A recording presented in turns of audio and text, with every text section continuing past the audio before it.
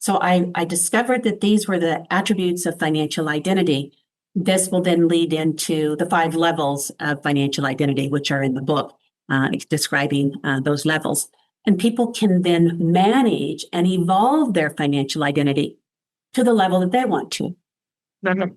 Most advisors' clients, my clients, don't want to be a financial advisor, but they like to be involved in the decision-making process. They like to have the right information so that they can feel comfortable and confident in aligning their values, goals, and risk tolerance, both investment and life tolerance, so that they can work within the framework of their financial identity and make comfortable and confident decisions, even when they're not in my office.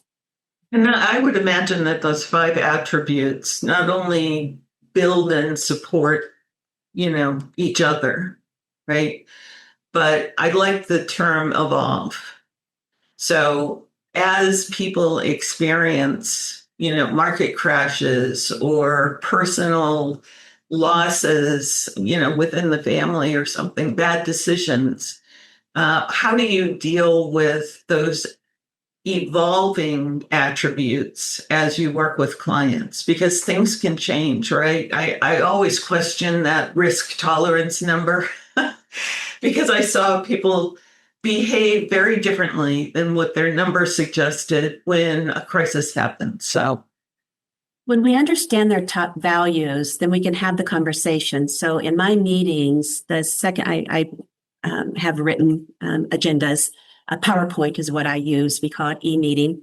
And the second slide is actually a recap of their top values, a recap of their communication preferences, how they receive and digest information, whether they need graphs or repetition, slow pace, whatever is necessary for them to understand, along with their primary goals. We always start our meetings off with that foundation, and then I can ask them what's been going on, what are they feeling about the economy and their money these days. Okay, there's a lot of feelings going on, and I can almost always tie it right back into the values that they have and why it might feel in conflict with what's going on. And then we can lead to how is this going to influence decisions or make changes in their long-term goals.